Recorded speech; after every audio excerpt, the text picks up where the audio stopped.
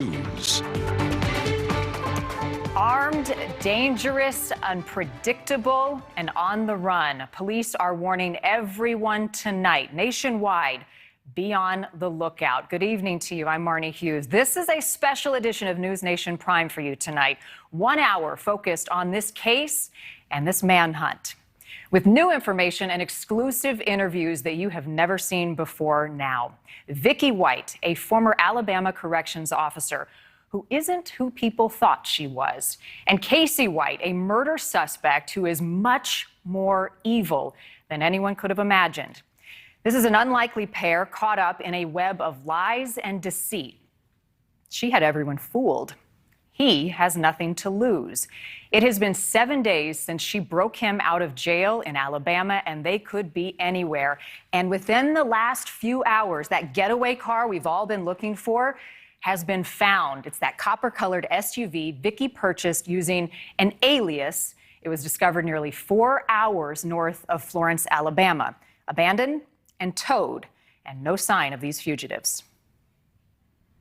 My gut is telling me that they're obviously on the run, and that they're probably right now. I think the fact that they abandoned this car so quick and where they abandoned it, I think it threw them a curve. I don't think they planned for that.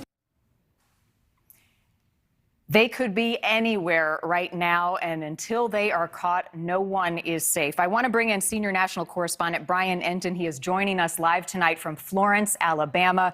Brian, now that the getaway car has been found, police are starting back at square one, essentially. The sheriff seems to think that dumping that car was not part of their plan.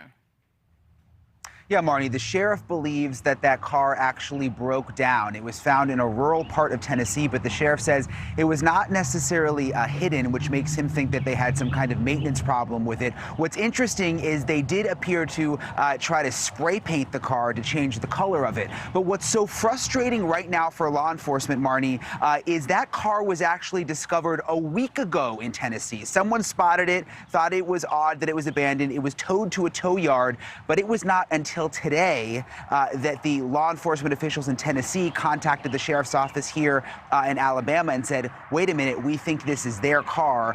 So it basically gave Vicky and Casey 1 week to run, and no one even knew they weren't in the car anymore. Brian, you've been on the ground there for about 24 hours, digging, talking to people who knew both Vicky and also Casey. And I mean, this tangled web that they created and have everybody duped for the last couple of years has gotten more and more bizarre. The more hours that pass by and the more time they're out there, the bigger the risk is. So you've been following the breadcrumbs. And as I said to you last night, there are a lot. There are a lot. This is definitely a community and a region on edge right now. Everyone knew this couple. People especially knew Vicky White because she was from this town. She worked at the jail for almost 2 decades, and people are still trying to mentally process how all of this could have happened.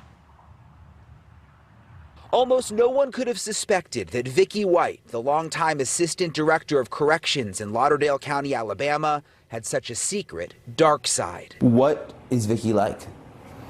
Solid was my word for her. So when this happened, it was such a shock. But she was not a big talker, is not a big talker, but got things done. Lauderdale County District Attorney Chris Connolly has worked with Vicky for 16 years. You know, it's like the stages of grief. You say this unbelievable, this didn't happen, and then you get to the point where I am now, which I'm mad that she did this. Inmates inside the jail are also shocked. This woman just bonded out. Did you ever get a weird vibe from her when you were in jail? No, not at all. Like she, no, I never did. I never thought that she would, break any kind of rules like that. She was the person you could go to if you were having problems with any kind of COs or anything like that. Having been in jail, are you surprised that she was able to get him out like that? No. Why not? Because it's chaos here. Detectives are piecing together the days before Vicky vanished with inmate Casey White. There have been reports Vicky was seen inside this department store buying men's clothing. Workers inside told me they could not comment. And others report seeing Vicky at this adult store before she took off. A woman working inside told me her lawyer advised her not to talk about whether or not Vicky was a customer. The sheriff confirms Vicky and Casey were having a romantic relationship. Vicky lived in this house 18 miles from the Lauderdale County Jail, but sold the house days before she disappeared with Casey for $90,000, well under market value. Is that all money that she would have? Like, is it cash? Is it? My understanding is that yes, that she got that money out of the bank. I mean, In cash. And and I saw where her mother said she was also a frugal person, so she likely had a pretty sporty amount of money on top of that. Vicky was divorced but still lived with her ex until he passed away in January from Parkinson's. They had no kids, and the sheriff wonders if she was grief-stricken. They've been divorced for several years, but I think they were still on speaking terms. And I wondered if that might have had something to do with this or not. Vicky's mom, Pat, lives right next door to the house Vicky lived in. She did not want to go on camera, but told me this is not the daughter she knew, and that all of this has come as a total shock. But there are some people who knew Vicky who are not as surprised. Right now, we're going to meet up with one man who worked with Vicky at the jail. Nobody is surprised. Nobody from there that has worked with her in the past is surprised. Vicky was Tyson Johnson's boss for 7 years at the jail before he says he was wrongfully terminated. He says she is smart and calculated and has a dark side. Where do you think she is right now? That's a good question. That is a very good question. Honestly, I don't think she'll be found. Like, she is calculated enough that she has thought this entire thing out. She definitely outsmarted the sheriff. She outsmarted the administrator of the jail. The U.S. Marshals released these photos showing Casey White's tattoos and also what Vicky might look like with brown hair. And also, Vicky used the tanning bed a lot and laid out in the sun. And Vicky may have been 57 years old, but she looked 75. The photos that they're releasing of her, there's a filter. They're all bright on the face because it's not showing the true her. A lot of people, former employees that have called me, it's like, if Vicky dyed her hair gray and put on some old lady clothes and glasses, she could walk right by you and you would never know it. How long will Vicky and Casey avoid capture? Their getaway car now found, but law enforcement admits the fugitives have been one step ahead of them and could be anywhere. I think that her knowledge of corrections and her knowledge of the procedures that we use here in the sheriff's office on transport most definitely played to her advantage. I think this was a very well thought out plan. Do you personally think they're far away? I do. I